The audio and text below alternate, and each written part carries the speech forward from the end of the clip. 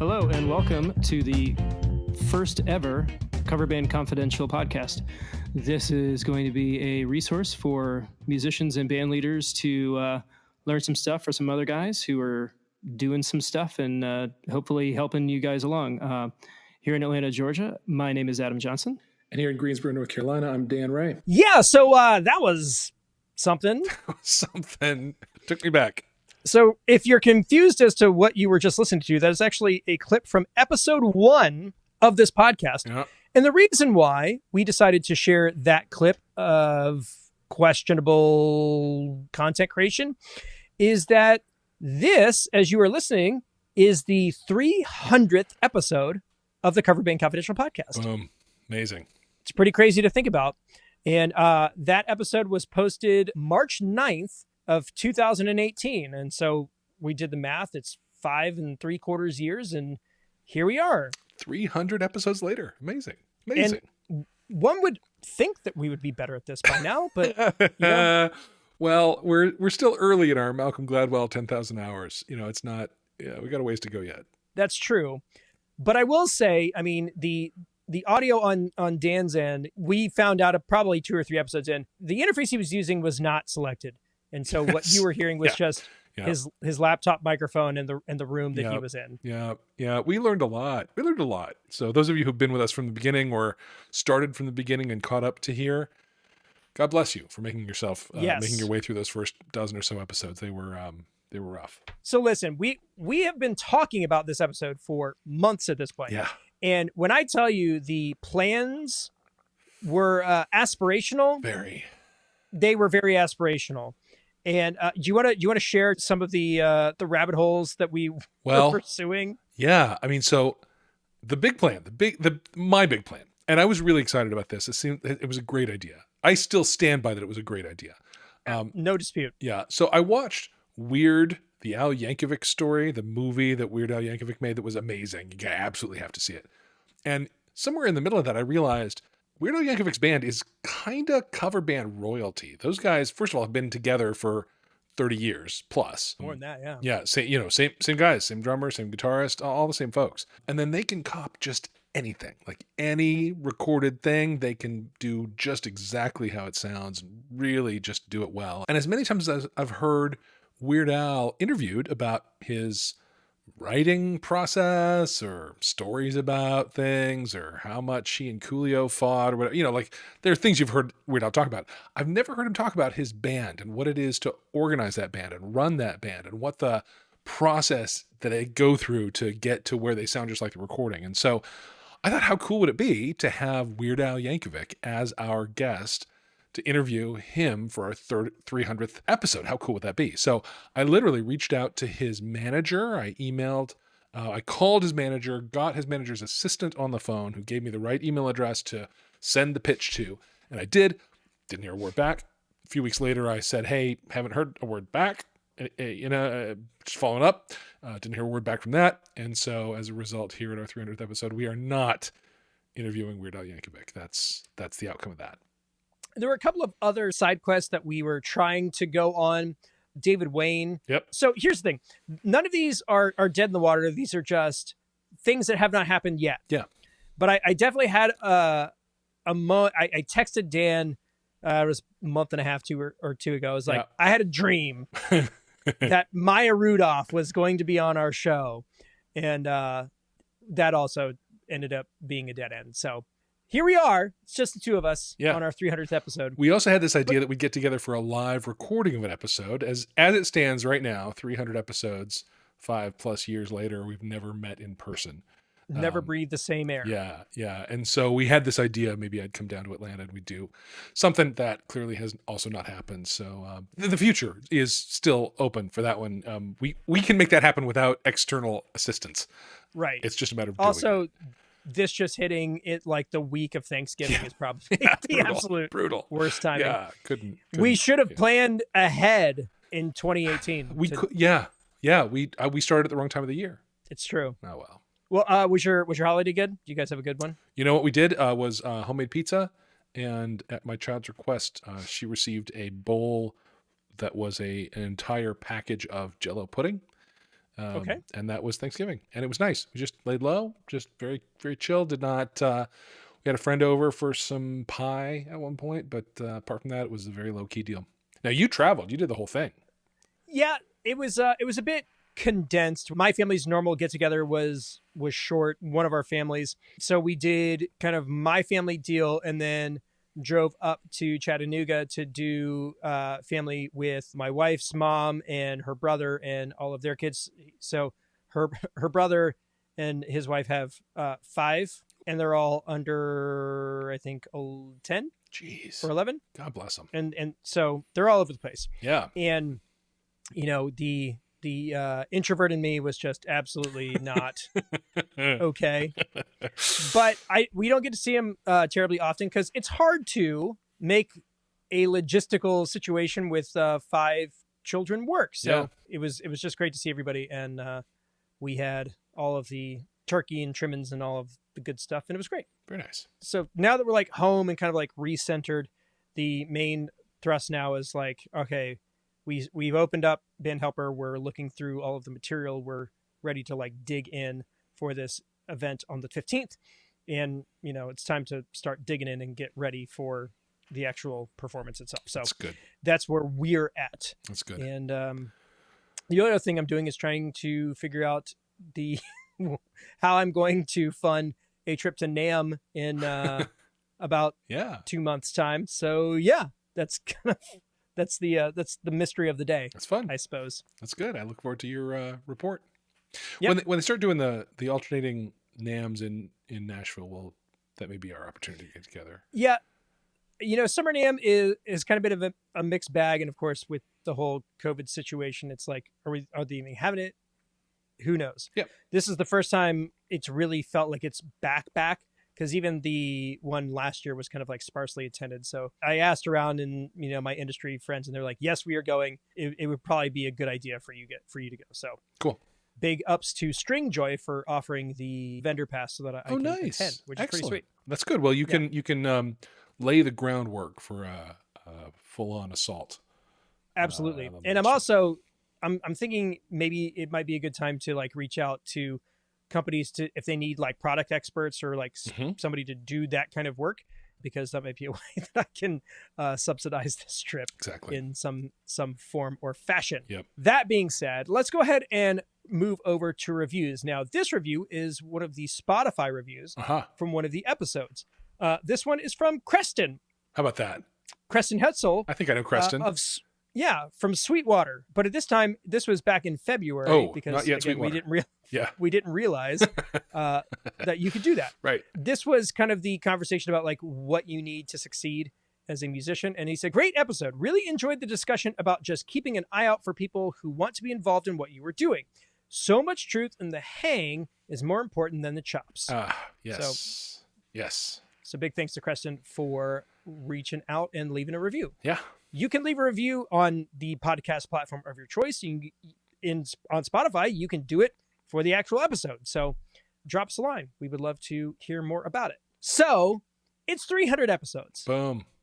And it would be a missed opportunity to do a bit of a retrospective, kind of look through the body of work that we've done and try to figure out the ethos, the mission statement, the values that we have tried to provide for this podcast. And so that's going to be the big chunk of our conversation today.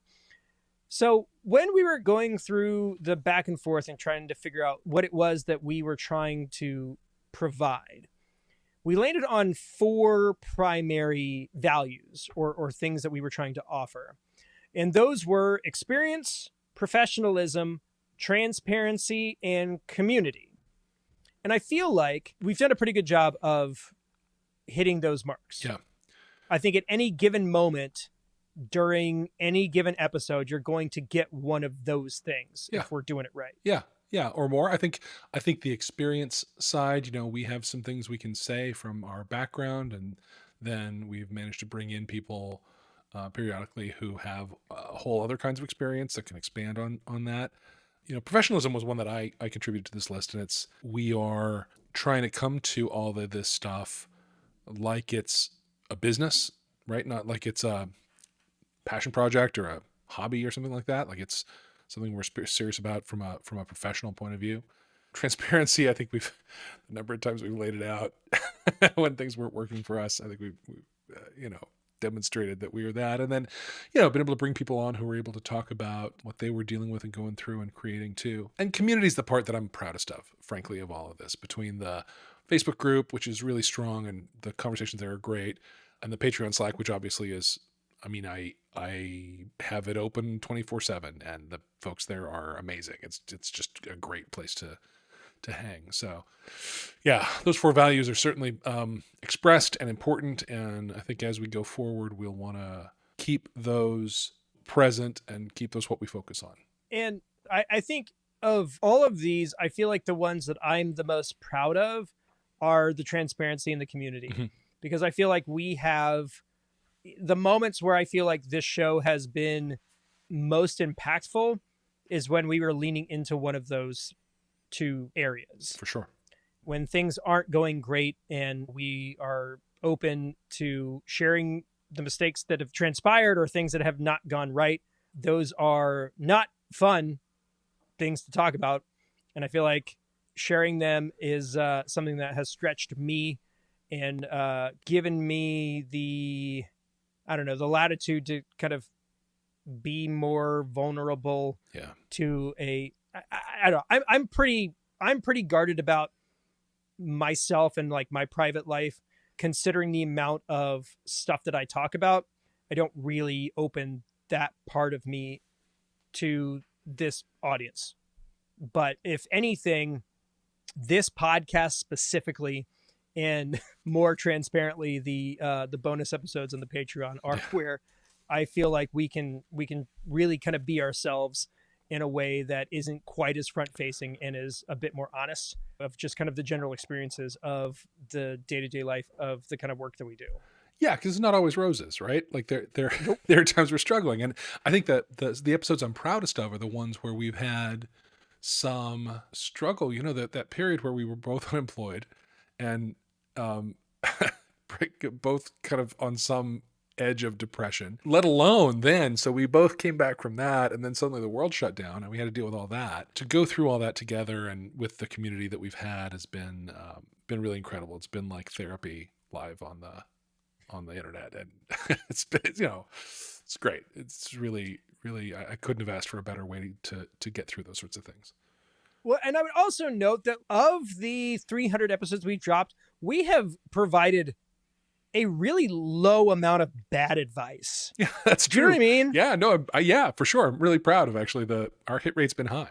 Very rarely have we gone back like, hey, maybe we shouldn't, you shouldn't do this. Yeah. Like upon reflection, We've not really had to do any retractions. No, we don't have a corrections corner like a lot of shows have. Maybe we don't get all the facts right, but on the whole, we're not giving people bad advice. Nobody's gone to jail based on something we've told them to do. As far as we know, as far as well, and talking about community, I never in a million years thought that like people would want to get to know us as people. Yeah. And over the past couple of years, specifically like the last 2 or 3, getting the opportunity to like meet listeners who would literally willing to travel just to have a beer or have lunch or whatever. Way out of their way, turned up at a gig. Like, wow, that's so cool. That's so cool. It's pretty tremendous. Because again, if you listen to that first episode, as we're introducing ourselves, I literally say, so to this fictitious audience, and because there wasn't one. No, there wasn't. And you guys have found us in a world and in a medium that is very difficult for discovery. Like, if we were trying to make a name for ourselves in this industry, we literally couldn't have picked a worse medium start with. That's right. And even then, for the first 8-9 months, maybe year, it was a recurring joke, like, thank you to our listener. Yep. So we literally we were looking at the download numbers. They were not good, but we plugged on. We plugged on. They were relatively good. I mean, we only have the numbers that we have just based on doing it. So the first year, we started in March. We had 3,192 total whatevers, downloads, plays, Listens, Spotify streams, things. whatever. Yeah. The next year, 23,055. Yeah. So it was a bit of a jump. Yeah. And every year has been higher than the next. So much so, like, by the end of this year, I think we will cross 250,000 plays, downloads, whatever, as far as the podcast goes. Total. YouTube's a totally different ballgame. We've got 328 total posts. Over the course of the lifespan of the YouTube channel, we've got 422,000 views, 14,000 watch hours, and now just over 2,300 subscribers. And listen, I suspect there are people who listen to the podcast who are totally unaware of what you're creating on the YouTube. So we should just shout that out. Like, a lot of times we put the whole episode on YouTube, or we put slices of the core conversations on YouTube, but then there's also a ton of content that Adam's just making and putting up on YouTube, and it's great. So you really ought to, I always enjoy it when he drops his, slice of the take of our week, or something else that he's been thinking on and working on and making. And if you are a podcast listener who's not a regular on our YouTube, you really ought to be, because there's the man's putting out some good stuff. So you should check that out. Yeah, if you're looking for more focused content around like the Line 6 stuff, there's a lot of business ideas.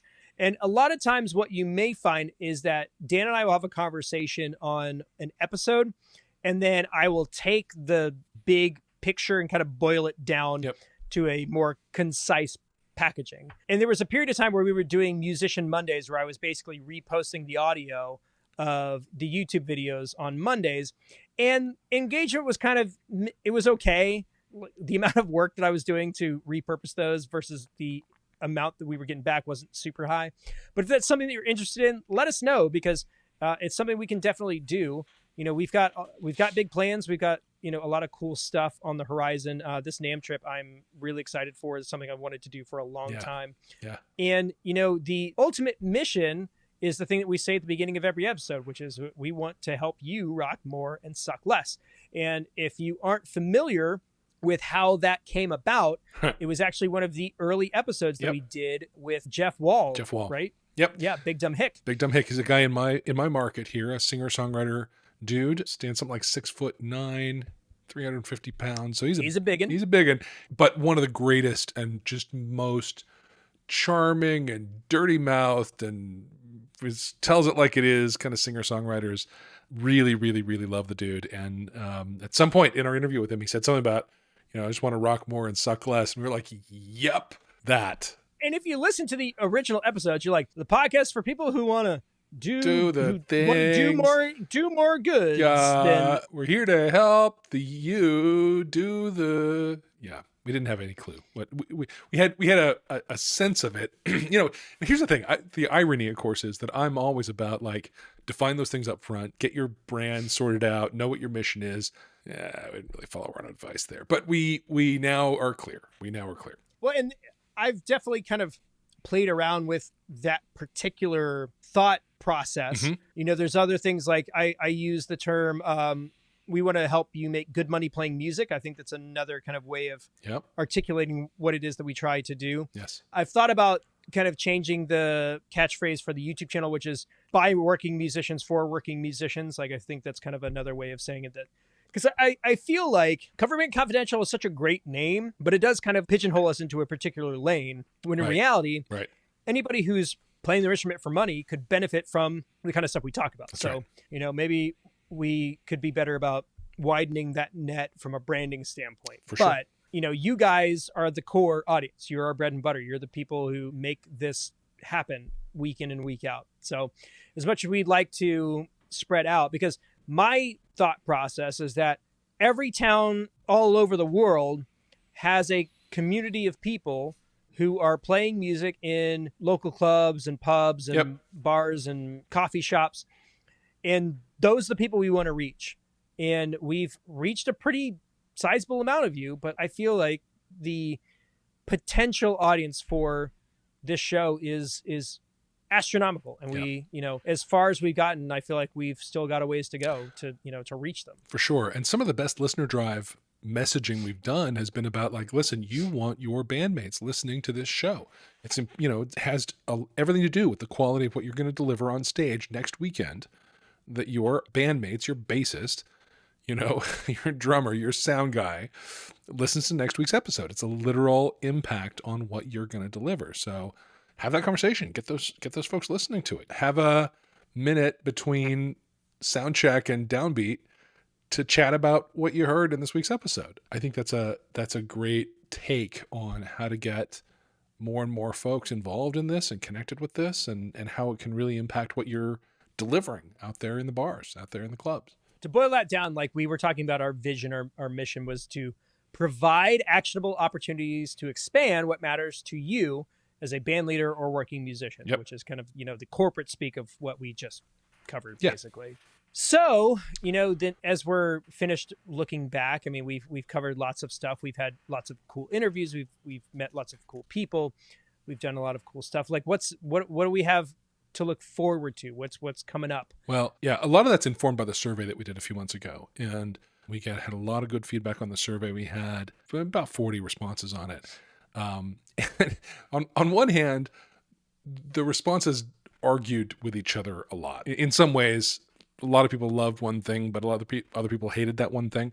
The one thing that was consistent was the holiday best song bracket episodes really just have to go.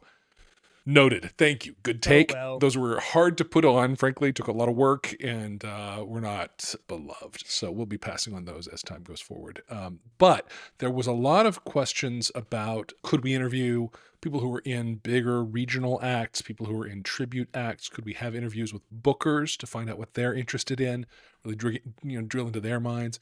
All of that's really well taken. Every piece of feedback we got on that, we really have poured through that and understand, I think, in a lot more detail what our audience is interested in. So it's really, really, really helpful. And to all of you who gave us feedback on that, very, very much appreciated. For sure. And the things we want to work towards, we want to do more interviews. We want to find those bigger acts that can provide some insight. I'm definitely working on reaching out to musicians a little higher up in the totem pole that might be working with original artists, but are doing the kind of work that we're doing. Mm-hmm. I've got some irons in the fire where we're trying to line interviews with people like that up. We've reached out to a lot of folks about doing band coaching, and we got a lot of responses, and it's time to put those on the schedule and start doing that a bit more regularly. More gear stuff and just, whatever comes our way. I feel like a lot of times the best shows are the ones that we're like, hey, this thing happened to me less than 12 hours ago, and I feel like we really need to get into it. And those are the ones that you have that lightning in a bottle, like something, that kind of electricity around the conversation tends to be a bit spontaneous. And so there's definitely going to be more of those. We've talked about maybe widening the organization a little bit, where we have a bit more of a roadmap around the kind of shows we're going to be putting on and the kind of content we're going to be releasing. And man, I would sure love to hire an editor at some point. Yeah. That'd be great. Yes, it would. So lots of things to aspire towards and continue to grow. At the end of the day, the reason why we are here and why we're still doing it is because of you. If you were listening to this, if you were watching this, that's why. That's why we're still here. You guys hung in through us figuring out how to record a podcast from 3 states away. You hung in there during an entire year where we had no gigs to talk about. Nothing to say. And you still listened. Yeah. You watched terrible YouTube videos while I figured out how to make those entertaining. Yeah, it's really been inspiring and humbling to hear from all the people who have reached out over the years and just shown their support. And if it's okay with you guys, I'd like to thank some people specifically. And that would be Adam Daffron, Adam Martin, Adam Moskowitz, Adam Runnels, Al the Brewer, Andrew Charest, Andrew Hughes, Andrew Parisian, Anthony, Artie Alderondo, Billy Harbinson, Chris Braz, Chris R., Christine Moser, Con from Medlife Crisis, Preston Heltzel, Dan Grayson, Darren Davis, Dave Quinlan, David Lang, David Turnage, Debbie Shea Anderson, Dennis Paget, Donnie Howard, Dylan Kite, LU, Eric Bannister, Ernie Daniels, Fred Ellsworth. Could you help me out here? Yeah, Garrett Elgar, Greg Chance, Greg, Jason Alder, Jeff Martin, Jim Finelio, Jim Luttrell, John A. Caruso, John Bonney, John Horsley, John Pisano, John Zaramba, Jonathan Pretis, Jonathan Hopkins, Joshua Escher, JT Santos, Justin Baxter, Kevin Nace, Kevin Sambat, Kyle Foster, Lane Miles. Would you help me out? Maldarine is her name.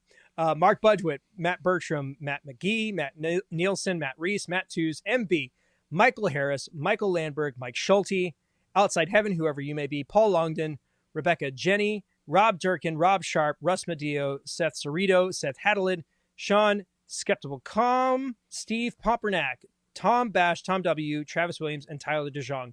That is every single person who has ever supported us on Patreon, active or inactive.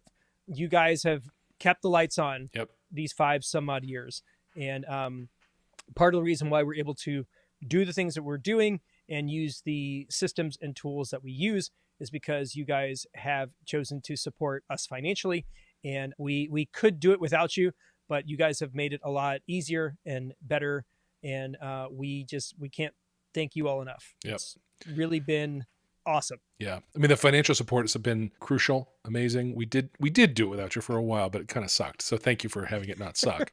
But then the fellowship with you on the Patreon Slack is just, it is one of the highlights of my entire day to get to see that there's a conversation happening and jump into it and, you know, have my take along with 20 other brilliant people's takes. And it's cool because 50 other people's takes. Yeah, exactly. And what's cool is that like Adam and I are just dudes on the Slack. Like there are actually way more experienced people giving their opinions there than us. And it's great. It's fantastic. So really, really, really great to have that be part of what we're doing here. So I mean that's it. I managed to make it through the whole thing without choking up. I know. I'm feeling pretty good about that. Yeah. Yeah, I made it halfway through Nate was like, keep it together, dude. I know. You got this. Okay. I know. Well, listen, at risk of throwing all that out the window, buddy, 300 episodes. You did it, man. I had no idea that I would be a voice for what I'm a voice for. I didn't know I'd ever have the opportunity to speak and have my speaking make the difference it makes. And I'll be grateful for the rest of my life to you for reaching out to me to give me this opportunity. I accept your gratitude and reciprocate it to you. Yeah. I mean, how could we have known? We couldn't have. We were 2 dudes with mics trying to do our best, right? You didn't even have mics. I had a laptop. A freaking laptop. Yeah, I was trying to do it, thank God it had a mic. Well, and it's funny because every time somebody asks me, like, well, what do you need to start a podcast? Like, I don't know. Nothing. Like, I had the first probably year and a half was an SM58 into an Alesis interface that like somebody gave me. It was like a free interface. Yeah. And I think maybe at some point I was like, I put a pop filter up just to like increase the quality. That's right. It took a while for us to get the standard issue SM7, here they are, thing that we all have. Yeah. But yeah, we didn't get the white guys with podcast level gear until over 100 episodes. For sure. I think. For sure. No, I mean, what do you need technically? Very little. What do you need in terms of brand, in terms of content, in terms of intention? We had that. And we started out kind of responding to some stuff in the market that we didn't really love. We thought was kind of toxic. And I'm really proud of the way we've managed to carve out a space that's really positive and really creative and can challenge some of that conventional thinking in a way that I think really, really opens stuff up for people. So yeah, just super proud of that. All right, enough glad handing of well, back, I suppose. It has to happen. It does.